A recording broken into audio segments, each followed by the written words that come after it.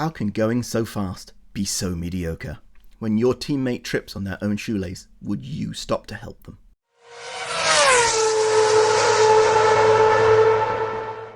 Welcome to Tinfoil Helmets, your occasional spicy hot take roundup of the latest F1 rumours, all with almost believable conspiracy theories to back them up. Everything here is carefully researched for hours to make sure it is founded in logic, reason, and truth. Or not. Who knows? Shall we see what we got right from our amazing, perfect predictions from last week? Are you doing okay? That was not your most pizzazzy intro. I'm still feeling jet lagged, even though it's like a week later. You're going to come back and just be somewhere over the North Atlantic with where you are time zone. Yes, I'm a full subscriber to the way that works. Yes. Or maybe your body will really just throw you for a loop and you'll be like over Middle Asia somewhere, like just Central Asia. You'll just bypass it somehow. I'm a strong subscriber, despite this not being a travel podcast, to the theory in one of the William Gibson books, which is that your body moves at whatever speed it moves at, but your soul has a maximum speed, and that's what jet lag is, and your soul eventually catches up with you. And it sounds absurd, but it's a great analogy at least. But as we think about this, shall we talk about whether we... Go on. Yes. Now I'm just curious if astronauts get jet lag. It's an excellent question.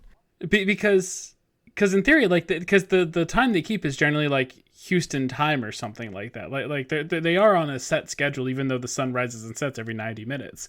So we could actually use astronauts to test this theory of the soul has a max speed because they're orbiting the Earth at like 70,000 miles an hour. So in which case their soul should never catch up to them until like years after they get back from their mission. True, but they are smashing back into it. They're smashing back into their soul every time they go around the orbit. Yes. Okay. If you're an astronaut, they feel really alive for like 30 seconds, and then they're back to being exactly. jet lagged.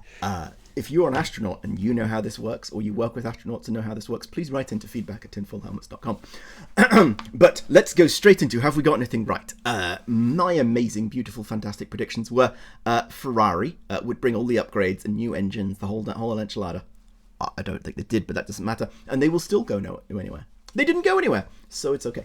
Because I don't think they got new engines. I don't think they got anything else. It's all just, fantastic and amazing and brilliant. And then I also suggested that there would be a glimmer from Lewis halfway through the race, and that as the race words, I don't know. There would be a glimmer from Lewis, who halfway through the race would start scything through from the back of the field where he has ended up due to a bad qualification, bad start, or taking a new engine. He kind of did he not? He started in 10th, if I remember correctly. Sorry, I made the mistake of Googling, do astronauts get jet lag? And ended up reading this whole thing about there's something of like space jet lag. Okay. So essentially, like the ISS does a good job of like the lights are on and then the lights are off to try to like help maintain a 24-hour cycle. But because you are getting 16 sunrises and sunsets every day, it does mess with your circadian rhythm. So yes, astronauts do get jet lagged. It's a whole form of like space jet lag. And so maybe the soul moves in the orbit in a different direction than it does up and down, and maybe that's what's going on. I don't know. Anyway, so yes, Lewis, I think I'm going to give myself half a point for this. So. Yeah, sure, that sounds fine. Okay, great. You don't know what I'm talking about anymore, do you? It's great. No. Okay, great. What about we're not even keeping track of points this year. It's all for show. It's the emotional moment. Are you keeping track of our points at home or your own points predictions at home? Write in at feedback@tinfoilhelmets.com with how well your points are going this season. Perfect. The winner, we will arrange a special gift of no monetary value whatsoever. So let's know. A crisp high five. Exactly. You suggested that we would have Max, Charles, and Lewis on the podium. You got a third of a point for this. Yeah. I forgot about the McLarens. Kind of. I forgot how good the McLarens actually are overall. I thought the Ferraris were going to be closer. And, Charles was looking good there for a while. I also kind of hoped they were just going to careen into each other, which was also looking good there for a tiny little bit. Yeah, but it didn't happen, did it?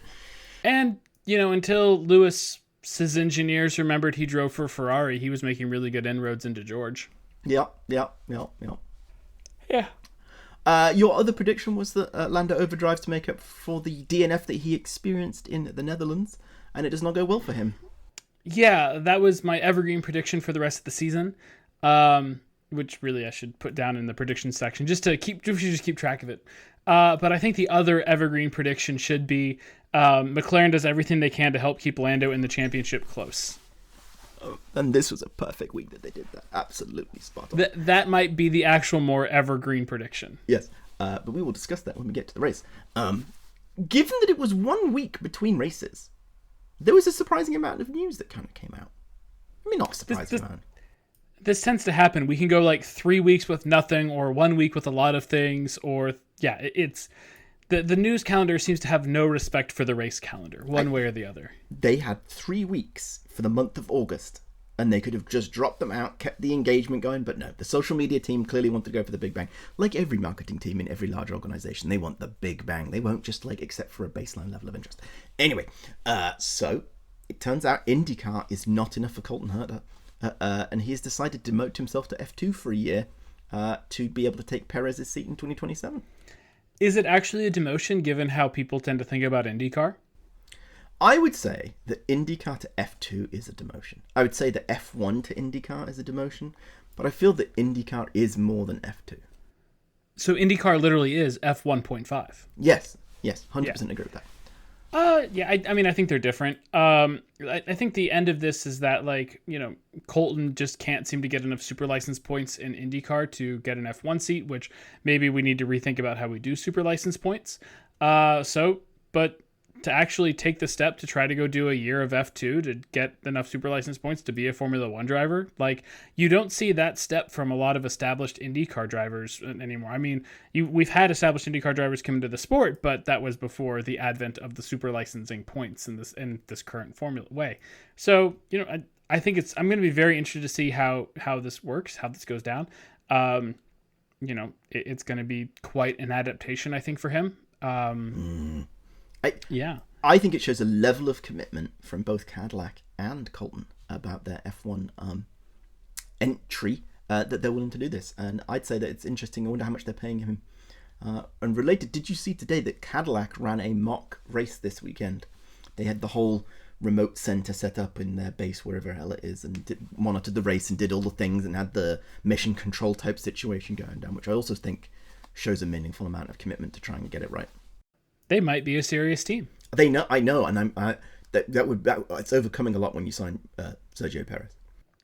There's something to be said for learning how to do the whole Formula One operation outside of building a car and using these races that are remaining in the season to just kind of practice in the sense of okay, you guys are going to be this car this week, and then it's okay, what do we want to do for safety car window stuff like that, or where do we think our cars are running, and just boot up F1 Manager essentially. Exactly, it's that's what they're doing. They're playing F1 Manager. Related to the entry of Cadillac and the implications for the future, because they're bringing an engine in 2027, the FAA decided that this week they were going to have a very big conversation talking about lots of people for the very engineer thing. We were going to do them a year early because we think it's very important, and we want to go to V8s, and we're going to do hybrid because of course we want V8s. And the entirety of the engine constructor field was no. I think it was out of the 5 manufacturers, one was sure, why not, and everybody else was I am not doing this. And I find it funny because 2 days later, after this was rejected, the FIA basically said, oh, we're just going to try again in 2030, which is coincidentally when a whole new F1 Concord agreement has to be negotiated. And so apparently MBS, the not murdering one that we are currently aware of, will be using that as leverage to force an engine revamp. And I'm great. So I don't understand why he wants V8s. I don't understand what it is. I don't think the engine manufacturers want it. I don't actually think the fans really want it either. We just want louder engines. We don't really care how many cylinders they've got. This kind of just bugs me as a whole of mandating an engine layout. Because, I in some ways I think Formula One can be a little too prescriptive these days. Yes. We need to have a V. I think it's good to have, if we want to consider alternative fuels, I think that's fine. If you want some sort of, turbo hybrid, I think that's also fine. But I think when you get down to this is what your engine specs need to be. It needs to be a 1.6 liter V6, turbo hybrid engine. I think that's where you end up in some weird spots. And I'd much rather see hey, you're going to run a race with 100 kilograms of this type of fuel. Make it to the end. You got it. Yeah. That is the most fuel you can put in the car is 100 kilograms of this type of fuel. And you need to have a hybrid component of your car, something like that. Like you could even prescribe some of like the hybrid points of like, and you need to have a hybrid engine that produces like, the sorts of kilojoules or something like that. Like, the hybrid has to be responsible for 30% of the engine or the total output power or something like that. So you could, I think, give some broad definitions and really just let the engineers go crazy. Of course, maybe that is a problem with Formula One of days gone past, in the sense of if somebody really nails their engine formula and then you have one or two teams of cars that are just blitzing away out at the front because they've nailed it, then it's really not fun at all for anybody to watch the sport. And that leads well into Stefano, Domicelli wants to make the F1 races shorter because people watch the highlights more than they watch the race. It's like, there's a phrase for this? You get the thing, you understand the thing, but not the reason why, or something like that. You're like, oh God. Yeah, this is a bit, I don't know, self-aggrandizing from two people who occasionally do a Formula One podcast, and by occasionally, weekly, of like, some people don't just have time to watch the full race. Uh-huh. How nice it must be in your ivory tower to always be able to watch the race. I'll be honest, there was at least one race last year that I just watched the highlights and then came to talk about it. So two very important things. One, I thought you were about to say Stefano Domenicali and MBS were self-aggrandizing, which would be factually correct. But then I was thrown by the fact that they don't do podcasts. But I agree. I think highlights are great, and people should watch highlights if that's what the time they've got, and they don't need to watch the whole race. But the answer to having better highlights isn't like you can still do the highlights with a 5-hour race. You don't have to have a 30-minute race. It doesn't make sense. And it was like WEC proves this all the time. Yeah, and people talk about, it's going to make the strategy. I'm like, have you watched a sprint race? There is no strategy in a sprint race. It's 35 minutes of cars going around in a circle as nothing happens. You got to think something else. Stefano. If anything, I think you go more towards the let's manufacture two stops and say you have to run every single tire compound. Yes. You have 3 tire compounds. You have to run every single tire compound. Yep. I agree. Even if it's a wet race weekend, you have to run 3 different tire compounds. I agree. You have or if it's a fully wet race, you have to run both wet compounds. If it's a fully dry race, you have to run all 3 dry compounds. Oh, and if it's mixed, you have to run at least 2 of, I don't know, something like that. I think it is perfectly legitimate to say that even in like a race like Japan in 2023, where it was really wet, that you have to run slicks. It just means you're going to have to drive around very slowly. It's okay. Like you don't have to drive fast if everybody else is not driving fast. It's okay. You can make it work. Well, I think you're going to end up in a situation where you have like one car on slicks and everybody else on inters, and it's just this disaster waiting to happen. Yeah, whatever. It's that's what we're here for. We're for excitement. And I think you owe me an apology also from the last race. I did state that I thought Charles Leclerc did not have a phone, or his phone. He was listening on a radio, an AM radio. I was wrong. It was not an AM FM radio. It was a telephone, but it was not his telephone. It was from a photographer who very nicely gave it to him so he could watch the rest of the race. It was from a Ferrari photographer who very nicely gave it to him. I didn't realize. I just saw that it was from a photographer. I didn't notice any statements at all about that it was a Ferrari. No, it was one of the Ferrari photographers who was out there and handed him his phone so he could watch the race on his phone. That makes so much more sense now. I just love the fact of like, Charles, maybe you need to live in the moment a little bit more, because like you're up on the sand dune at Zandvoort and you still need a phone to watch the race. Like you can watch the cars go around in front of you and figure out what's going on. Man. You can watch the cars like everybody else who has paid for a very expensive ticket to watch the Formula One race has to do it. Charles, you have the best seat in the house every week in the car, and you can see what's going on around you, and it's amazing. And now you should experience what others do, and maybe you'll become better advocate for the spectators. In the cool down room this week, after Monza, Lando and Max were talking about did they watch some of the stuff on the big screen around the the Sainz Behrman crash incident, and it's funny to think that these guys are driving around at like Max was setting fastest lap after fastest lap. It was the fastest Formula One race ever, and it's like, oh, did you have time to watch the television during your race? Oh yes, I did watch the television during my race. Like, how do you think they cope standing around waiting for a microwave meal? You know, because you're sitting there and you want to reheat your cup of coffee, or you're making your ready meal for lunch because you've got something else going on and you're putting it in. Right. And you're watching it and it's like 4 minutes. Does time move so slowly for them that it just drives them round the bend, and that's why they have to have people come in and cook for them because they can't cope with it? I assume they're watching TikTok like the rest of us. Okay, fair point. Or they're watching whatever their microwave soup is go around the microwave and wondering if that's really the most optimal line that the soup needs to be taking, and it's not kissing the apex well enough. That's Max and Fernando. Maybe GP as well, just like he's the microwave engineer of like, Max, just wait for it. Just wait for it, Max. It's going to come out in a minute. Just wait for it. No need to rush it. Just wait. Yeah. Lando's engineer sitting there watching the microwave going, yeah, we're looking for a little bit more speed out of turn 1. Coaching the soup through the microwave. Yeah, Lando's engineer has him there pressing his button saying 1 second, 1 second, 1 second, 1 second, 1 second, 1 second, because he can't cope with the noise.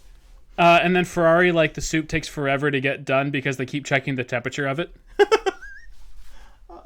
That's amazing. Yes, that's exactly right. Yeah. Stand by, we are checking. Stand by. Oh, no, too cold. Put it back in. They only make tomato soup. Yeah, of course. But that...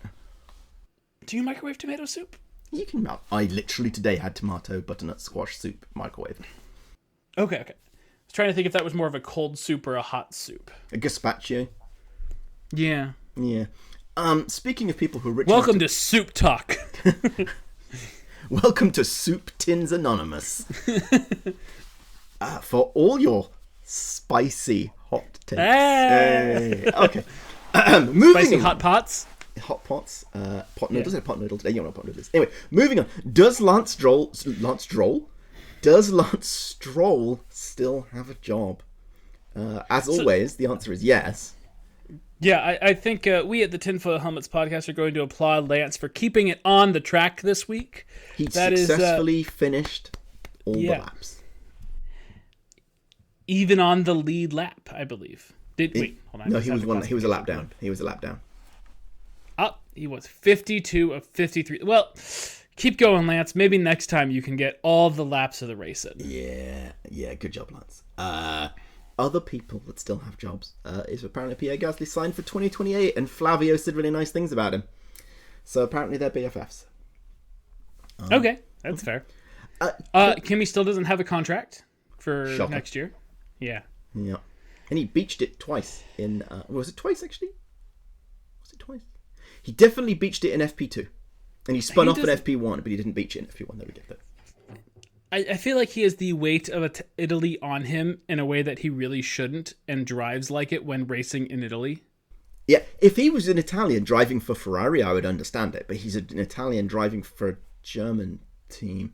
That didn't go for the last time there was an Italian-German collaboration, really, did it? I mean, it worked out okay for the Italians. Not necessarily the one in charge of it. Yeah, true. Yeah. No, we killed him. We switched sides. Hooray! Moving on from accidental references to the Nazis, how was qualifying? Well, that'll have to get filtered out. Maybe. Let's see which content filter trips that up.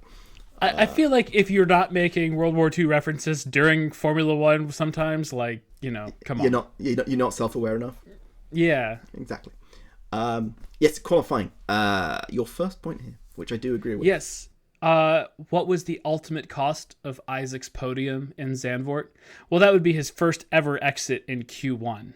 It took him 15 races to get a Q1 exit. Which I'd say is pretty good, which is why I think Isaac so far... I think it's amazing. Yeah, Rookie of the Year. I mean, Lance Stroll would only need one race to do that. Yeah. But we do have to question, what is the cost of a podium? Because Hulkenberg finally got his podium, and he's been nowhere since he got his podium.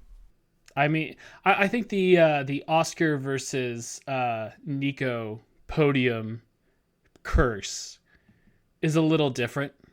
Okay. Because this is like Oscar at the start of his career, or not Oscar, Isaac at the start of his career. Of, it's like when you sign a long-term contract and then you have one bad week. Yeah. So we should predict for Baku that Pierre's going to bin it. Oh yeah, let me add to that list. Yep. To keep the long-term contract curse alive.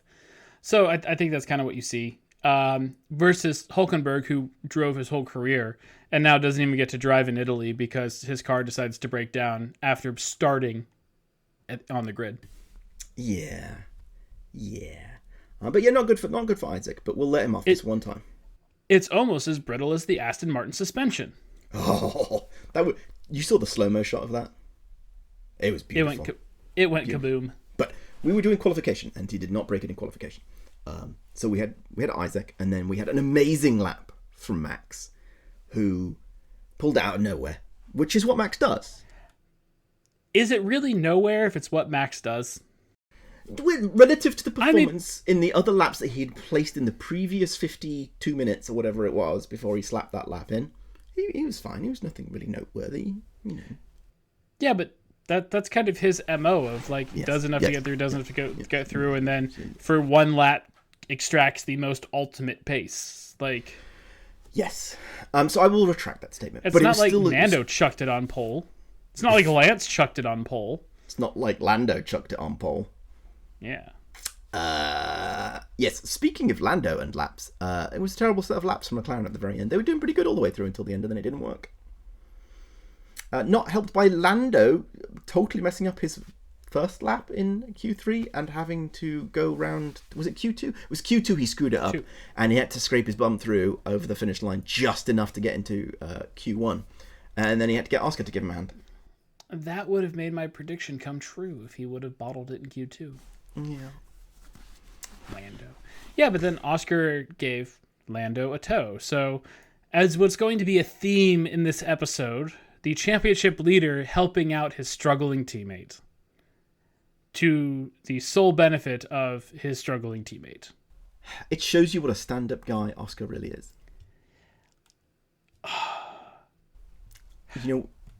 We have a section that's coming up later where we say which debrief we want to be in. You know whose debrief I want to be in? Mark Webber's debrief with Oscar. I was just typing that in the sheet, and I want to be with Mark Webber and Zach Brown's conversation. It was beautiful. I was going to surprise you with that, and you just had the same thought of really we want to know what's going on with Mark Webber's blood pressure. Great minds think alike. Or fools seldom differ. Pick one. Let us know which one it is at feedback@tinfoilelements.com. We also got a totally... We should really check that at some point in time. Who knows what feedback's in there? We've never looked. What was I saying? I forgot. Oh, yeah.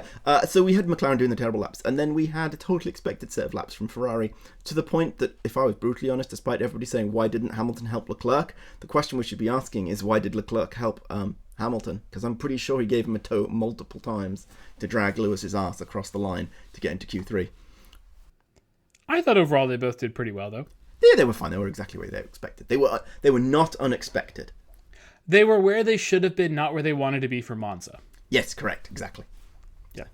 And then we have Williams, who usually are pretty good here, and then they qualified really badly, like 17 and 15 or something like that. It was pretty bad. Either way, it was well down the field. And you have an excellent point here.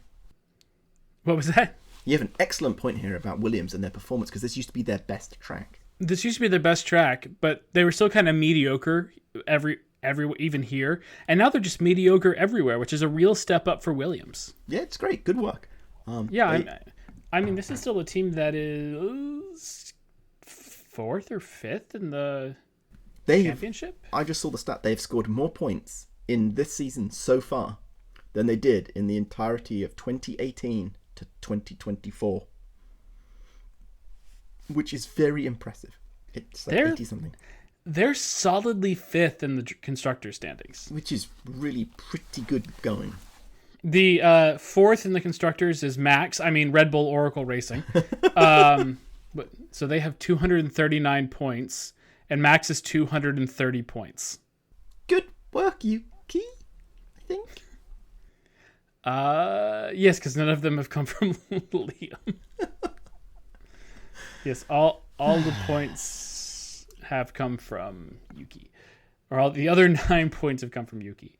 Yeah, and then if Yuki could just get a little bit more points, they'd be second and third, but they're fourth. Yeah, and then Ferrari's second, Mercedes is third, McLaren's 1.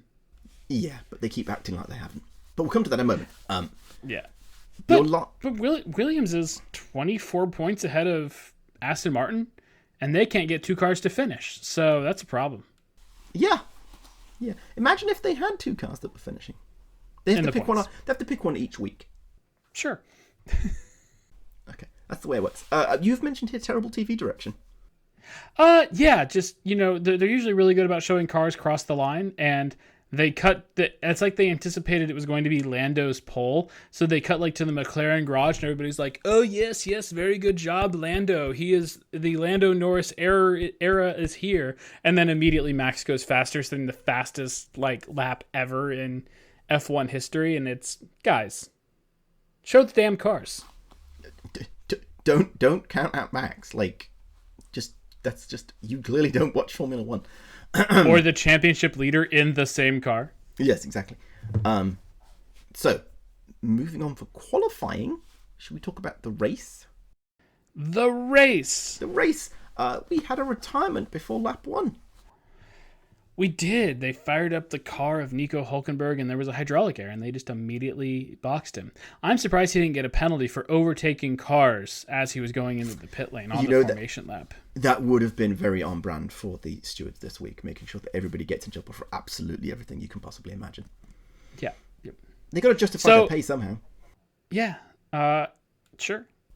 But I thought the start of the race was actually very good. Very fun. Yeah.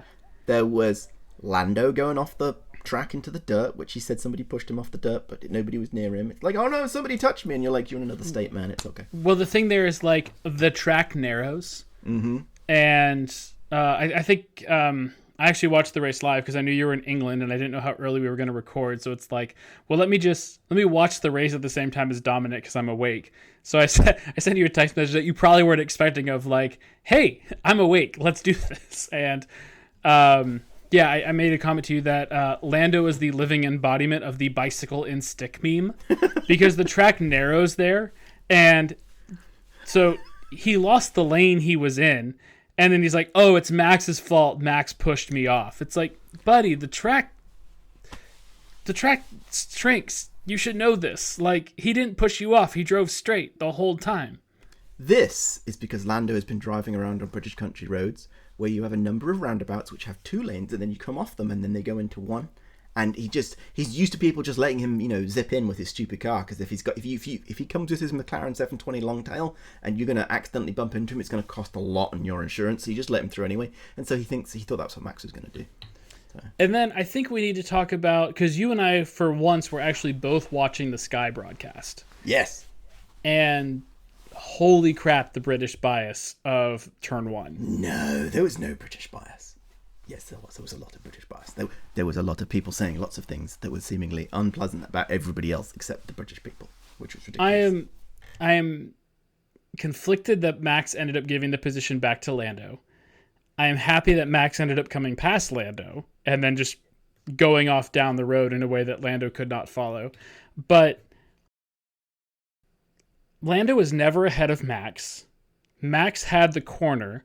Lando dived up the inside, almost ran himself all the way off the track. He barely had a tire left on the white line. Where is Max gonna go? No, the points of you think to Mexico last year when Max did almost the exact same thing to Lando and they were all screaming about he needs a penalty. Well, that's if it was any other, yeah, but if it was any other point other than lap 1. They probably would have given a penalty for Lando to that. That was... Well, of course, Lando would never try to go up the inside. He would always go around the outside. But he did go on the inside this time. That's because that's where the grid boxes were. If the grid boxes were the other way, he would have tried it around the outside. Given a choice, he would have gone... I see what you're saying. Yes. Yeah, because we all know Lando only attacks around the outside when he has more grip. So it was by far like the most aggressive move I've ever seen Lando make, but it was a terrible move. And I don't think Max should have given that position back because he ran right off the road. And we will never know because the stewards did not investigate it because he gave the place back. Right. But Martin was so like, he ran off or he gained an advantage and Lando was totally in the right. And it's like, he was never fully alongside. Like it was, yeah, it was bad. It was bad. It definitely came through very clearly in the commentating for once that there was British bias. Normally it's a bit more subtle, but this is clearly standing out and going like, oh yeah, if it's not our boy, it's a wrong one. So we did that, and they went up the races, and there was Charles almost got it, Lando got it, but Piastri got it. Everybody was doing a lot of overtaking and trying to get everyone. They were staying really close, and then they all stretched out and it was fine. And I should have had a nap for the rest of the race. I did try to have a nap because it was in the 6 o'clock hour. But yeah, it was fine. They drove around, and the tires weren't degrading, which is fine. And so they pushed it longer, and things happened, and yeah. Blah, blah, blah. But we did end up with some investigations. We had Sainz versus Behrman, where they had a coming together, and they spun, and they made some swirlies, and they were both facing the wrong direction for a moment, and it was a thing. Well, first, if we're going to talk about investigations, we have to mention that Stroll and Alonso were going to be investigated after the race for, once again, something that happened well before the race, and because they didn't follow the race director's instructions of where to do their practice starts. Yeah. Why are we investigating these things after the race? Do you really need to go talk to somebody about why did you do your practice start there? Even if you need to speak to them. They're on the grid for like 20 minutes having a chinwag and chatting with famous people and blah-de-blah-de-blah. They go talk to them. They have time to talk to Martin Brundle, as I watched today on the Sky broadcast, who nearly made Oliver Behrman late for the driver's thingamy that he has to do, otherwise they get fined by like 50 grand or something. Why not just send a steward down to be like, all right, Fernando, what were you doing? Oh, okay, great, fine, here's a penalty, let's move on with life. Also, like, you have a race engineer. Why can the race engineer not go plead your case of like, oh, that was clearly a safer spot to do a practice start. All right, fair, or because we thought of this, and this. Like, come on, race engineer, go defend your driver. Don't wait till the stuff to be handled after the race. They got a warning for it, but like, the reality of the situation is Lance was last and Alonso was retired, so what are you going to do? Give him 10-second time penalties? Oh no, they're still last and retired. They could have given them a five-place grid penalty like they did for Lewis. Yeah, he didn't finish the race. That's the problem. But it just, I don't like penalties carrying to other races. Yeah, I agree. Hangover penalties are bad. Yeah, if you did something to like crash somebody out of a race and you didn't get to keep going on because you also crashed out of a race, I'm fine with like that penalty hanging on. Because, you do see that in other sports, like if you get a certain amount of yellow cards in soccer or football, you do have to like sit out for a certain period of time. Mm-hmm. Like you can sit out for a game. So like you do see things moving from one game to the next game in other sports. But like for the most part, I think it should be, we try to do the penalties in the weekend they are. I agree. They happen. I agree. Yeah. Speaking of being asked to sit out rate games for bad penalties, and speaking of the spinning incident we were talking about with Mr. Behrman and Sainz, Behrman got, was it a 5-second penalty? I believe it was 10 for causing a collision. He got a 10-second penalty for causing a collision. It was 10 seconds for causing a collision. Steward's document number 43, if you were interested. I kind of thought it just looked like a bit of a racing incident, and somebody kind of whoopsied, maybe blame it on Carlos too, because he was trying a bit too hard there. Well, if you listen to the Sky commentary, once again, the British bias was showing right through of this was 100% Carlos's fault and there was no way for Ollie to go. Yeah, well, here we go. Whatever. But the British bias part 2 means that they gave Behrman the penalty, so they're undoing the previous bias. They're trying to correct. Well, no, the stewards don't have a British bias. The commentators have a British bias. I see. Yes. Yeah, because they were all the blame signs for that one. Oh, but this does leave Behrman 2 points away from a race ban. If he gets another 2 points in Baku or anything else like that, I think it's the next couple of races, he will be in serious trouble. And remember what happened last year with K-Mag. He actually got a race ban? He did get one race ban, which is where Oliver Behrman got one of his races. In fact, I think it might have been for Baku. Is that where he also got some of his points? Probably. Nice. Then we had Kimi Antonelli against, was it just himself or was it someone?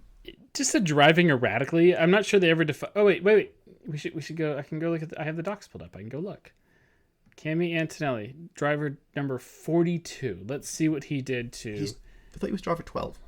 No, doc 42. Oh, document 42. Yes, he gets a penalty for 5 seconds for driving erratically against himself or someone. We will find out very shortly. Car 23, Albon.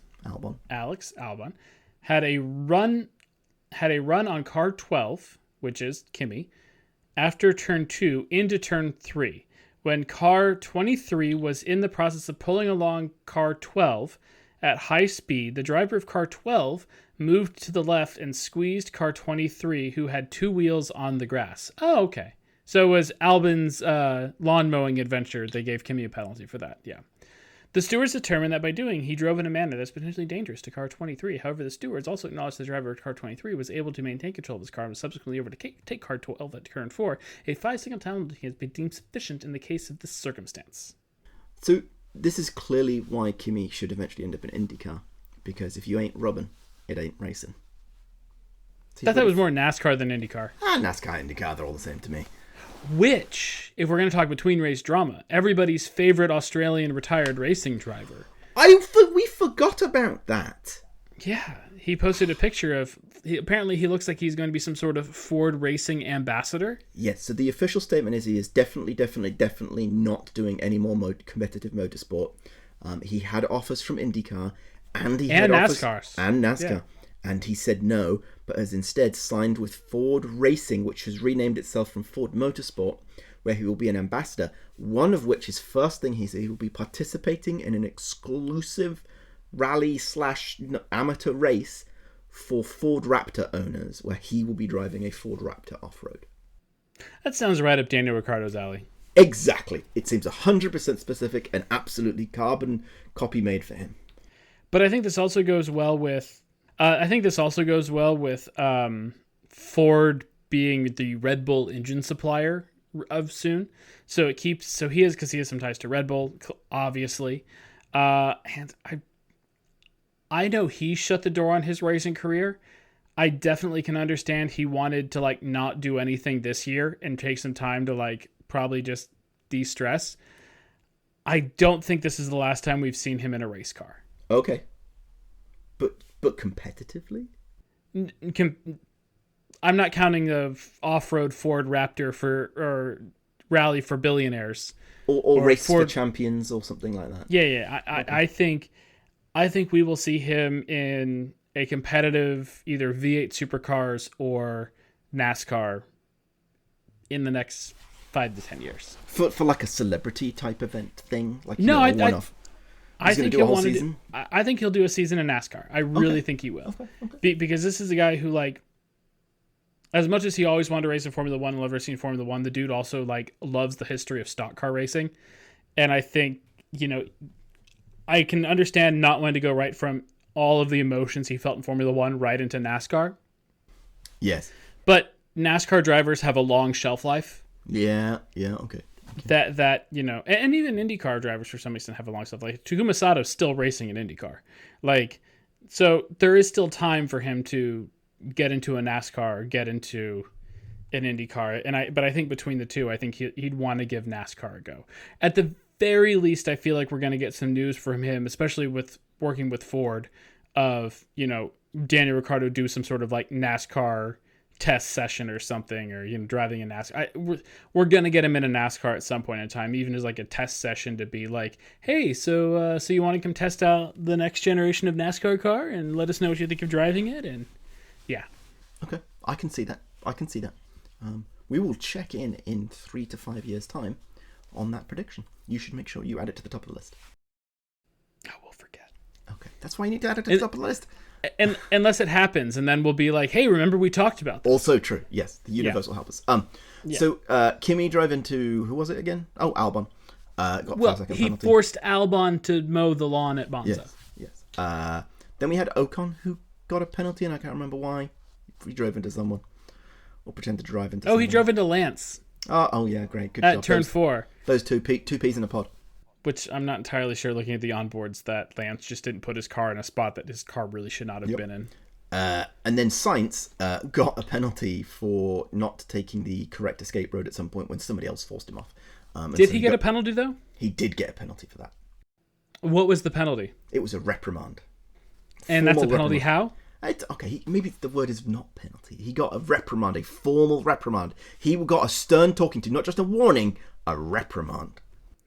Is that like they have the voice of Fred Rogers come over the radio and say, "I'm not upset, I'm just disappointed you're not driving as well as you could be"? Correct. That is exactly what it is.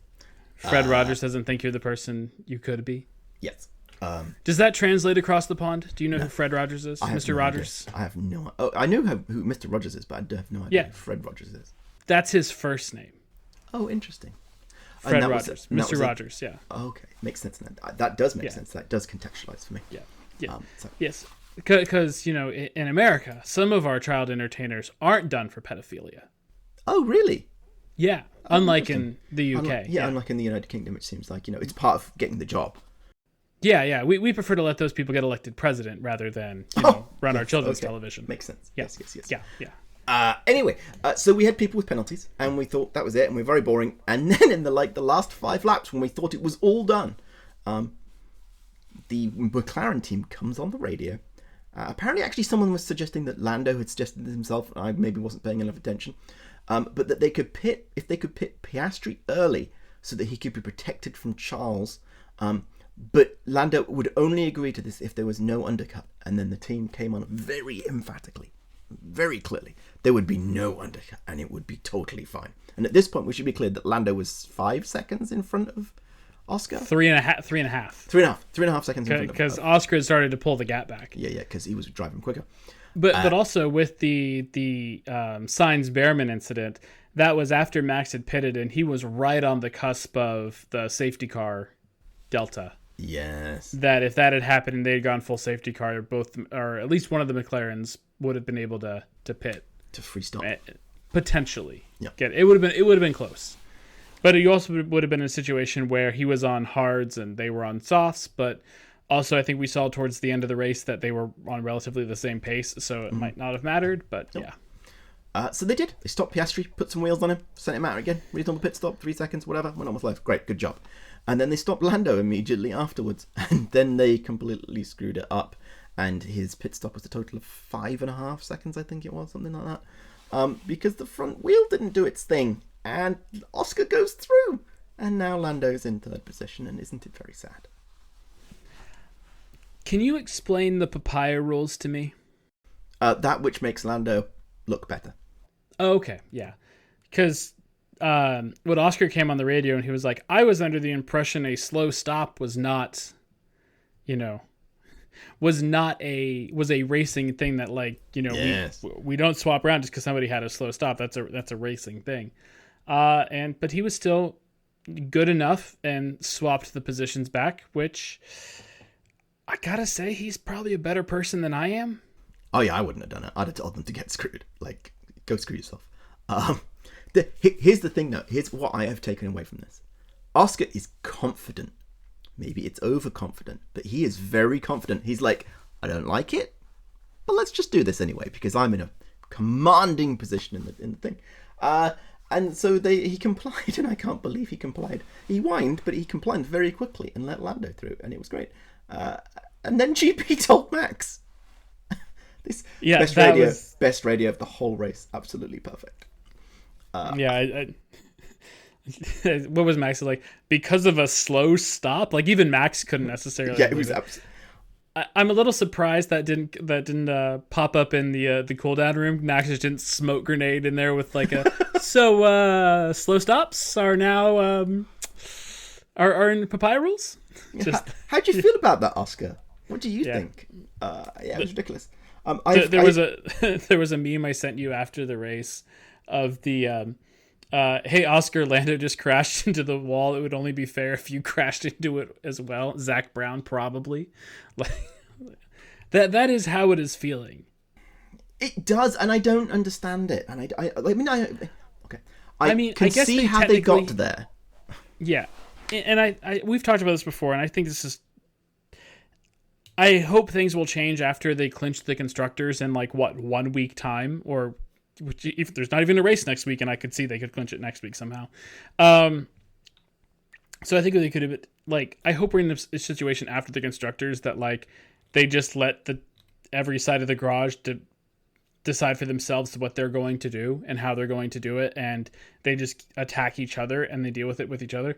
Because let's be honest, the constructors is over. It's not like McLaren are finishing 1-2 and who's Ferrari second. It's not like Ferrari is right behind them in 3 and 4. And if they screw up, Ferrari's gonna if they don't show up for the rest of the season, even though they haven't clinched it, it would just be it would be a Max, George, Ferrari podium every single week, thereabouts.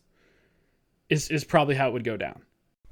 And it would rotate, and there's no guarantee that the one that's closest behind them will get all the points, and so I don't think they're going to get it. So. Because there's not Ferrari going 1-2 every week. Ferrari are they're consistently in 4 and 5, which is great for their constructors when Red Bull has one driver and Mercedes has 1.5 drivers. Yeah, that sometimes works at some tracks but doesn't work at other tracks. Yeah. Some tracks they have 2 drivers, some tracks they have 1 driver, and it varies on the track. So what is McLaren thinking at the papaya rules? They're crazy. Yeah. And then we got to the end after Max laughed on the radio, with Max winning by 20 seconds. Is this 2023? The fastest race ever. Yes. He got the fastest lap in F1 ever, and we get the fastest race at 1 hour, 13 minutes and change. 24 seconds. 24 seconds. 3.52. 3.25. And so it was very quick, and I do wonder how the TV stations felt about this, but maybe they planned this in and they were ready to run a bunch of ads and do some yabbering afterwards. ESPN was right into fantasy football chat. Oh, really? Interesting. Oh, they the podium was done. They didn't even hang around for sometimes they hang around for other things going on, and we're gonna hang out with the Sky folks, and maybe it's because I was also watching on the ESPN channel versus through the ESPN app. But they were oh, you watched the race. Thank you. It was uninterrupted, presented by, I forget who the sponsor is this year. Mercedes, I think. So, yeah, now we're going to talk about fantasy football. It was just right into football. NFL Week 1 coverage, which my fantasy team is trash. Oh, they're so trash. Oh, they're so trash. Do you have a fantasy F1 team? I do not. Okay, good job. This is all bad. Okay, so putting aside I should NFL, not have looked at my fantasy team. Don't look at your fantasy team. We gotta land this plane before you can lament the NFL team. There is one last thing about the race, and that is that because Fernando finished on lap 20 something because his front suspension went pop, or didn't finish, DNF'd. Lewis and Fernando are back being equal for the most races finished. Yes, this is something that I'm surprising nobody's really talked about on any of the broadcast stuff.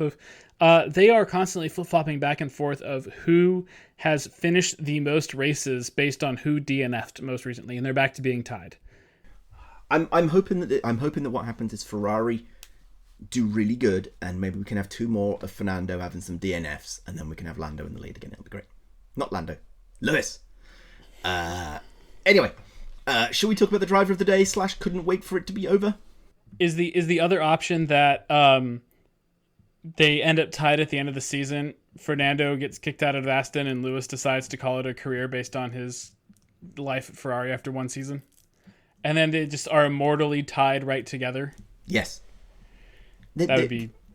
It'll be the book. Then they'll release 2 versions of the book. One with Fernando on the front, and one with Lewis on the front, and whichever one sells the most breaks the tie. I really want the side-by-side of That's another special edition. Yeah. But if you bought that one, you're contributing to not resolving it. Anyway. Driver of the day. Driver couldn't wait for the day to be over. Nobody really felt like they wanted their day to be over. No, this was very hard to come up with, so I apologise. I'm going to go... My driver of the day was Hajar. Pit lane start, because they gave him a new engine. And he made it all the way to the points. He was P10. And he's also my rookie of the year so far, which I think I said earlier. That's a pretty good rookie of the year. Yeah. Good job. I would not disagree with you on that. I just went doot Max Verstappen because it had been a while since he'd been on the top in this much control, and that Red Bull car worked very well, which I think bodes well for Baku. Probably also bodes well for Las Vegas and Singapore, maybe. No, maybe. No, maybe not. No. I think it could be good for Baku. I think it could be good for Vegas. Mm-hmm. So. And then, whoever knows about Interlagos, but yeah. Did you see what they did to Max's rear wing compared to Yuki's rear wing? They got out the Dremel. They Dremeled it. Yeah. Oh, yeah, they were saying, he was really pushing the car in a setup way that, they weren't sure about. And it worked. They should listen to him more. Maybe. Listening to a driver? This isn't Ferrari. Yeah. My driver who couldn't wait for it to be over, and I had to dig deep to accept that I would be breaking the rule of they must be classified. To be fair, that is my rule, not your rule. True. But I tried to be inspired by it. I went with the Hulk because he didn't even bother to start the race. I'm sorry. that is about the most literal definition of couldn't wait for it to be over because he just literally didn't take part. Yeah. What about you? Who do you think couldn't wait?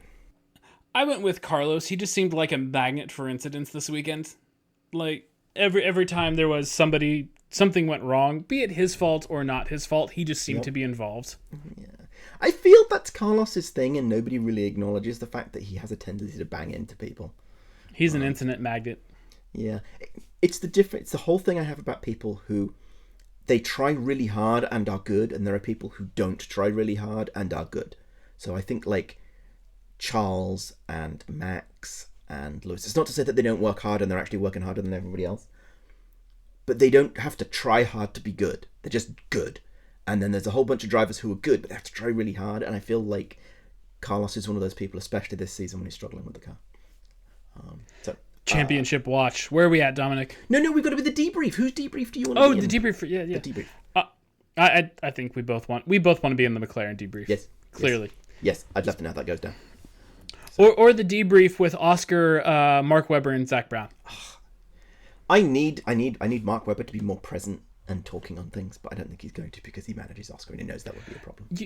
Are you familiar with Key and Peele, the sketch show from Comedy Central from the early 2010s? I'm aware of its existence, but I could not describe it to someone and its unique selling point. Right. Did you ever see what Jordan Peele played Obama and Keegan-Michael Key played Luther, his anger translator? No. Oh, so Obama was always very cool, collected, and So Jordan would say something as Obama, and then Luther would, or Keegan-Michael Key, Luther, he would just be real angry about it and say what was really on his mind. I feel like Mark Webber needs to be Oscar's anger translator. Okay, yeah. I can buy that. Just standing over Oscar's shoulder in the debrief. It's those really, so what are we dealing with? A slow stop here. Y'all screwed him up, and now he's behind me. I'm not going to change positions around. I think you're 100% right. That's what Oscar needs to allow him to express his full set of feelings. Yeah. And I really worked hard for the team this weekend. I gave that motherfucker a toe, and truth. Yeah. Truth. I'll find one of the anger translator ones and I'll send it to you after this is over. But they were always great. And actually, when the White House Correspondents' Dinner used to be something fun. That Keegan-Michael Key actually showed up as Luther, and so Obama would say something, and Keegan-Michael Key. It was the bit. They actually did the anger translator thing. Nice. Okay, really championship watch. Oscar still leads by 31 points. Max needs to outscore Oscar by 11.8 points per weekend, and Lando needs to outscore by 3.9. And just for reference, there are 28 points on offer every weekend on average because we have some sprint races to come, much to my disappointment. And we'll learn about when the sprint races are when you turn on the TV and go, oh, it's a sprint race. Yes, exactly. I will not know ahead of time. And even if I do know ahead of time, I will forget. So what do we think? Do we think Lando's going to be able to pull it back? I don't think Max is going to be able to pull it back unless there's somehow a mid-season transfer between Red Bull and McLaren. Correct, unless there's something magical that's happened. I think Oscar's going to pull it off, but I think it's going to be tighter than it should be for the papaya rules. I think it would be tighter than it should be because McLaren will manufacture it to be tighter than it should be, which leads us into a spicy takes and rumors section. That is not my spicy take or rumor, but something I saw several people who maybe need to go outside and touch some grass were complaining about on threads over the weekend or over last week, was that somebody, I at least saw one post, because I don't go on Twitter, I go on threads, and somebody was at least saying that everybody who's a Lando fan should be DMing the FIA to investigate a McLaren's clear collusion towards favoring Oscar in the championship. And it was all the incidents that have only happened to Lando this year. And like his battery issue at Spa, that was only a Lando thing, not an Oscar thing. Even though the team came out and said it also affected Oscar, he just drove through it better. So because the car learns the deployment and all. Yeah. And the sabotaging of the whole engine last weekend. Yeah. That Oscar's engine doesn't blow up, only Lando's engine blows up. Oscar doesn't drive into the back of Lando, only Lando drives into the back of Oscar. So. And you haven't noted here that this race should have shut them up, and I think that's not true. I think they're saying that the FIA screwed up the wheel gunner, and because he just sat there, he had to be tapped on the shoulder.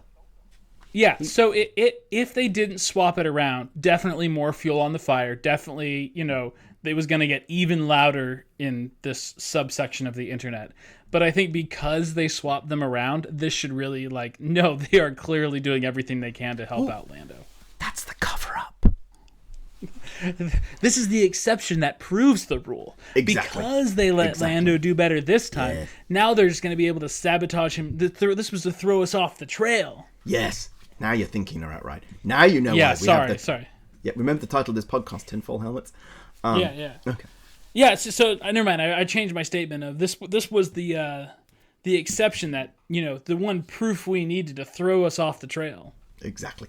Shall we roll into predictions for the Formula One Qatar Airways Azerbaijan Grand Prix 2025?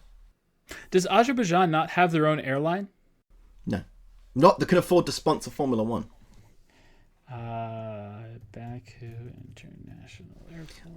While we look that up, I will go through my predictions. My predictions is that one of the rookies does a Charles from 2019 and slams it into the castle section. I'm going to say during the race.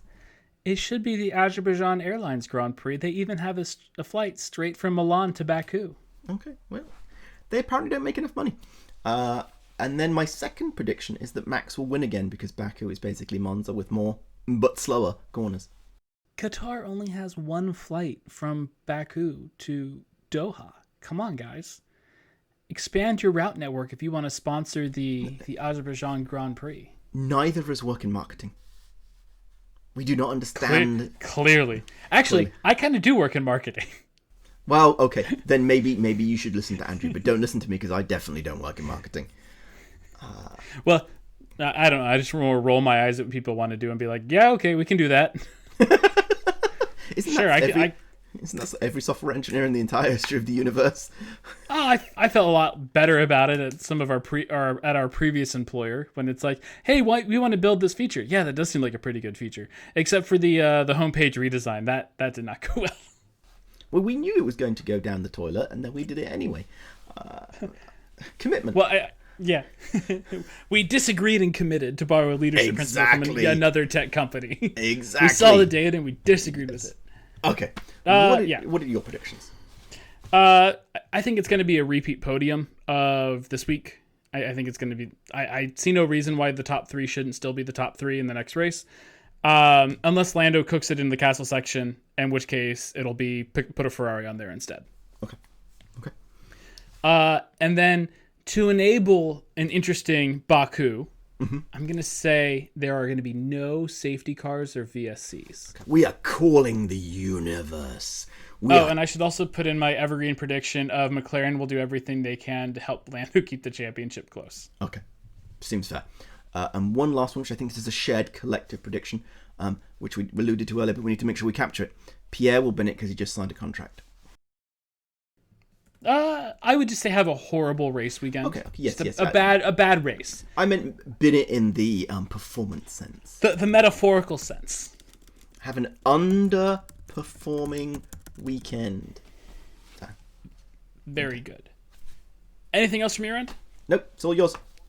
Great. Well, once again, we are waiting for your feedback. If you have any feedback to give us. If you don't, I guess don't write us at feedback@tinfoilhelmets.com. But if you do, let us know your conspiracy theories, feedback, and wants. If we want to do a collective class action for telling the FIA that they should investigate McLaren's collusion against Lando Norris, just send it all to our email. We'll compile everything and we'll send it off to our buddies at the FIA because we know they definitely listen to us. And as always, it's again, because we need to build the class of our class action, don't forget to tell your friends to like, rate, listen, and subscribe. We'll be back in 2 weeks' time with the Formula One Qatar Airways, which only flies one flight into Baku, Azerbaijan Grand Prix of 2025.